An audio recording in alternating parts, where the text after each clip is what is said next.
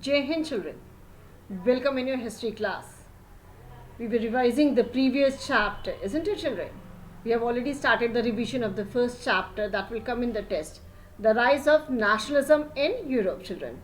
So let us continue that chapter children. You can see the topic on the screen, that is a new conservatism after 1815. Children, Napoleon was defeated in 1815 at the Battle of Waterloo. So the defeat of Napoleon in 1815, European governments were driven by a spirit of conservatism. Conservatives, they believe that established traditional institutions of state and society like the monarchy, the church, social hierarchies, property and the family should be preserved. Okay, so a modern army, an efficient bureaucracy, a dynamic economy, the abolition of feudalism and serfdom could strengthen the autocratic monarchies of Europe. So in 1815, representatives of the European powers, you have to remember the countries children, Britain, Russia, Prussia and Austria. So in 1815, the representatives of the European powers, that is Britain, Russia, Prussia and Austria, sorry, who had collectively defeated Napoleon, they all met at Vienna to draw up a settlement for Europe. And the Congress was hosted by the Austrian Chancellor Duke Metternich. So you have to remember that in 1815, representatives of the European powers, they were Britain, then Russia, Prussia and Austria, they collectively defeated Napoleon and they met at Vienna to draw up a settlement for Europe. The Congress was hosted by the Austrian Chancellor and his name was Duke Metternich children. Okay, so the delegates, they drew up the Treaty of Vienna of 1815. And what was the object? What was the objective of the Treaty of Vienna? The Treaty of Vienna of 1815 with the objective of undoing most of the changes that come about in Europe during the Napoleonic Wars. तो जो changes आए थे उन सारे changes को criticise करना और फिर से उसके पहले के जो सिचुएशन थी उसको फिर से रीस्टैब्लिश करना. So the Treaty of Vienna of 1815 it was signed with the object of undoing most of the changes that had come about in Europe during the Napoleonic Wars. The Bourbon dynasty, which had been deposed during the French Revolution, was restored to power. So this was the first provision of the Treaty of Vienna of 1815 children. The Bourbon dynasty was restored to power. Then France lost the territories it had annexed under Napoleon. A series of states were set up on the boundaries of France to prevent French expansion in future children. So in the Treaty of Vienna, the Bourbon dynasty was restored to power and France lost the territories it had annexed under Napoleon. Then a series of states were set up on the boundaries of France to prevent French expansion in future.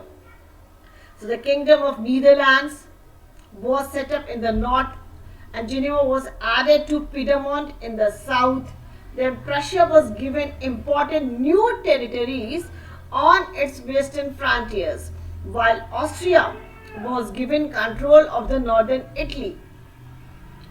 But the German Confederation of 39 states that had been set up by the Napoleon, it was left untouched. So in the east, Russia was given part of Poland, while Prussia was given a portion of Saxony. So the main intention was to restore the monarchies. So conservatives, they were trying to restore the monarchies. So after the defeat of Napoleon in 1815, a treaty was signed and this treaty was known as Treaty of Vienna. So the main intention was to restore the monarchies that had been overthrown by Napoleon and to create a conservative order in Europe. So conservative regimes set up in 1815 were autocratic. They did not tolerate criticism and dissent and sought to curb activities that questions the legitimacy of autocratic government. So most of them imposed censorship laws to control what was said in newspapers, books, plays and songs and reflected the ideas of liberty and freedom, children. It was freedom associated with the French Revolution. So the memory of the French Revolution, nothing less, continued to inspire liberals. So the question comes, what were one of the major issues? You have to mention one of the major issues was taken up by the liberal nationalists was the freedom of the press. So do remember that one of the major issues which was taken up by the liberal nationalist was the freedom of the press. So the memory of the French Revolution continued to inspire liberals. So one of the major issues taken up by the liberal nationalists who criticized the new conservative order was the freedom of the press. Then the revolutionaries. During the years following 1815, the fear of repression drove many liberal nationalists underground. There was fear of repression, suppressions, so liberal nationalists went underground. Secret societies were formed in many European states to train revolutionaries and spread their ideas. Okay. So to be revolutionary at this time, it was meant a commitment to oppose monarchical forms that had been established after the Vienna Congress and to fight for liberty and freedom. So most of these revolutionaries also saw the creation of nation states as a necessary part of the struggle for freedom. So one such individual was an Italian revolutionary and his name was Giuseppe Mazzini. So do remember the name of the Italian revolutionary. His name was Giuseppe Mazzini, children. He was born in Genoa in 1807 and he became a member of the secret society of the Carbonari. As a young man of 24, he was sent into exile in 1831 for attempting a revolution in Liguria. Then he founded two more underground societies. The first was Young Italy in Marseilles and then Young Europe in Bern. So you have to remember that Giuseppe Mazzini, he was an Italian revolutionary. He founded two underground societies. First was Young Italy in Marseilles and then second one Young Europe in Bern. Clear, children? So Mazzini believed that God had intended nations to be the natural units of mankind. So Italy could not continue to be a patchwork of small states and kingdoms. It had to be forced into a single unified republic within a wider alliance of nations. So this unification alone could be the basis of Italian liberty. And then following his model, secret societies were set up in Germany, then in France, Switzerland and Poland, children. So Mazzini's opposition to monarchy and his vision of democratic republics frightened the conservatives. So the Duke Metternich, he described him as the most dangerous enemy of our social order. So you have to remember that. Who has passed this statement for Giuseppe Mazzini that he is the most dangerous enemy of our social order? So it was Duke Metternich, children. So do remember that Duke Metternich described Mazzini as the most dangerous enemy of our social order. Then comes the age of revolutions, 1830 and 1848, children. As conservative regimes tried to consolidate their power, liberalism and nationalism came to be increasingly associated with revolution in many regions. In many regions of Europe, such as the Italian and German states, the provinces of the Ottoman Empire, Ireland and Poland. So these revolutions were led by whom? By the liberal nationalists. and they were belonging to the educated middle class elite. They were professors, school teachers, clerks, and members of the commercial middle classes, children. So the first upheaval took place in France, in July 1830. The Bourbon kings, who had been restored to power during the conservative reaction after 1815, were again now overthrown by liberal revolutionaries, children. So the first upheaval took place in France in July 1830. The Bourbon kings, who had been restored to power during the conservative reaction after 1815, again they were overthrown by liberal national revolutionaries, children. And they installed a constitutional monarchy with Louis Philippe at its head. Again, Metternich, he remarked that, so when France sneezes, the rest of Europe catches cold. So who said this words? It was again Duke Metternich, children, that when France sneezes, the rest of Europe catches cold. He gave the statement because again the first upheaval, the first revolution took place in France in July 1830. So the July Revolution sparked an uprising in Brussels, which led to the Belgium breaking away from the United Kingdoms of the Netherlands. So an event that mobilized nationalist feeling among the educated elite across Europe was the Greek War of Independence. Children, Greece had been part of the Ottoman Empire since the 15th century.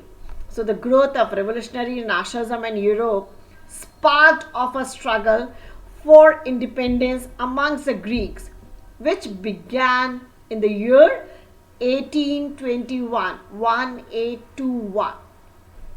So nationalists in Greece, they got support from other Greeks living in exile and also from many Western Europeans who had sympathies for ancient Greek culture. Poets and artists lauded Greece as a cradle of European civilization, and they mobilized public opinion to support its struggle against whom? Against a Muslim empire, because Turkey was a Muslim empire. So the poets and artists lauded Greece as a cradle of European civilization, and they mobilized public opinion to support its struggle against a Muslim empire. So the English poet Lord Byron, he organized funds and later went to fight in the war, where he died of fever. Unfortunately, he died of fever in 1824. Finally, the Treaty of Constantinople of 1832 recognized Greece as an independent nation. So we can ask, in which year this Treaty of Constantinople was signed, children? In 1832. So which treaty recognized Greece as an independent nation? The answer is Treaty of Constantinople. So the Treaty of Constantinople of 1832, it recognized Greece as an independent nation, children. So the romantic imagination and national feelings.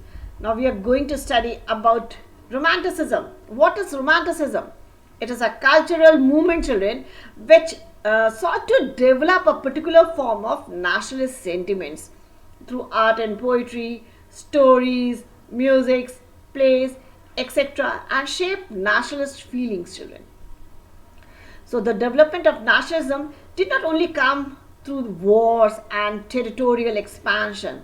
Culture too played an important role in creating the idea of nation, like art and poetry, stories, music, helped express and shape nationalist feelings. So Romanticism, it is a cultural movement which sought to develop a particular form of nationalist sentiments. So romantic artists and poets generally criticize the glorification of reason and science, children, and focus instead on emotions, intuitions, and mystical feelings.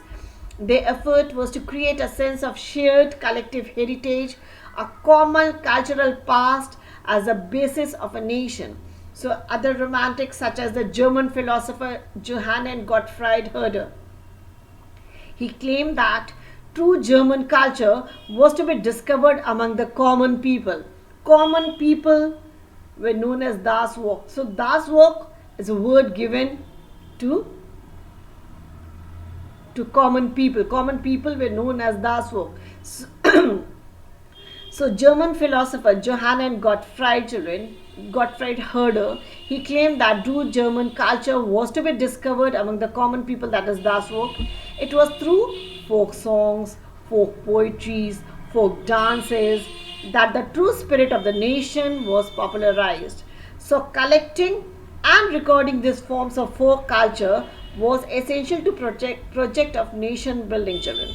So the emphasis on vernacular language and the collection of local folklore was not just to recover an ancient national spirit, but also to carry the modern nationalist message to large audiences who were mostly illiterate. So this was especially so in the case of Poland, which had been partitioned at the end of the 18th century by the great powers. Who were they? Russia, Prussia and Austria. So even though Poland no longer existed as an independent territory, national feelings were kept alive through music and language. Then Karol Kurpinski, for example, he celebrated the national struggle through his operas and musics, turning folk dances like the Polonaise and Mazurka into nationalist symbols. So do remember the name, children. So language also played an important role in developing nationalist sentiments. So after Russian occupation, the Polish language was forced out of schools and the Russian language was imposed everywhere. So in 1831, an armed rebellion against Russian rule took place, which was ultimately crushed. Following this, many members of the clergy in Poland, they began to use language as a weapon of national resistance. So Polish was used for church gatherings and all religious instruction. As a result, a large number of priests and bishops were put in jail or they were sent to Siberia by the Russian authorities as punishment for their refusal to preach in Russian language. So the use of Polish came to be seen as a symbol of the struggle against Russian dominance. So hunger, hardship and popular revolt. 1830s were years of great economic hardship in Europe. The first half of the 19th century, it saw an enormous increase in population all over Europe. In most countries, there were more seekers of jobs than employment. Population from rural areas, they migrated to the cities to live in overcrowded slums. Small producers in towns, they often faced with stiff competition from imports of cheap machine-made goods from England, where industrialization was more advanced than on the continent. This was especially so in textile production, which was carried out mainly in homes or small workshops and was only partially mechanized. So in those regions of Europe where the aristocracy still enjoyed power, peasants struggled under the burden of feudal dues and obligations. So the rise of food prices or a year of bad harvest, it led to widespread pauperism in town and country children. So 1830s were years of the great economic hardship in Europe because of overgrowing population, because of unemployment, because slum areas were overcrowding. Then small producers, they have to face stiff competition from the imports of cheap machine-made goods, and then many type of feudal dues and obligations were on the heads of the peasant children. So the year 1848 was one such year. Food shortages and widespread unemployment brought the population of Paris out on the roads. Barricades were erected and Louis Philippe was forced to flee. Our National Assembly proclaimed a republic, granted suffrage to all adult males above 21 and guaranteed the right to work. So national workshops to provide employment were set up. In 1845, weavers in Silesia had led a revolt against whom? Against contractors who supplied them raw materials and gave them orders for finished textiles, but drastically reduced their payments. So the journalist Wilhelm Wolff, to remember the name, children.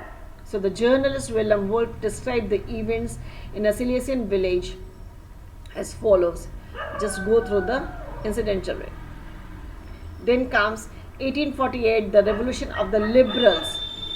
So parallel to the revolts of the poor, unemployed and starving peasants and workers in many European countries in the year 1848, a revolution led by the educated middle classes was underway. Means not only peasants, poor and unemployed people were revolting, a revolution was also led by the educated middle classes, and events of February 1848 in France had brought about the abdication of the monarch, and a republic based on universal male suffrage had been announced. So in other parts of Europe where independent nations did not yet exist, such as Germany, Italy, Poland, Austria and Hungary, children, men and women of the liberal middle classes, they combined their demands for constitutionalism with national unification, and they took advantage of the growing popular unrest to push their demands for the creation of a nation state on parliamentary principle. A constitution should be there, a freedom of the press and freedom of association. So they were demanding that a nation state should be created on parliamentary principles. There should be a constitution, freedom of press should be granted, and freedom of association should be given to them, children. In the German regions, a large number of political associations whose members were middle class professionals, businessmen and prosperous artisans, they came together in the city of Frankfurt. Okay, and they decided to vote for an all German National Assembly. So on 18th May 1848, 831 elected representatives, they marched in a festive procession to take their places in the Frankfurt Parliament, convened in the Church of St. Paul's. So they drafted a constitution for a German nation to be headed by a monarchy subject to a parliament. So when the deputies offered the crown on these terms to Frederick William IV, King of Prussia, who was a king of Prussia, he rejected it. He joined other monarchs to oppose the elected assembly, children. So while the opposition of the aristocracy and military became stronger, the social basis of parliament was eroded, and the parliament was dominated by the middle classes who resisted the demands of workers and artisans and consequently lost their support. So in the end, troops were called in and the assembly was forced to disband. So the issue of extending political rights to women, it was a controversial one within the liberal movement. मतलब liberals भी औरतों के voting rights के पक्ष में नहीं थे. So the issue of extending political rights to women was a controversial one within the liberal movement, in which large numbers of women had participated actively over the years. So women had formed their own political associations, founded newspapers and taken part in political meetings and demonstrations. So despite this, they were denied the voting rights children.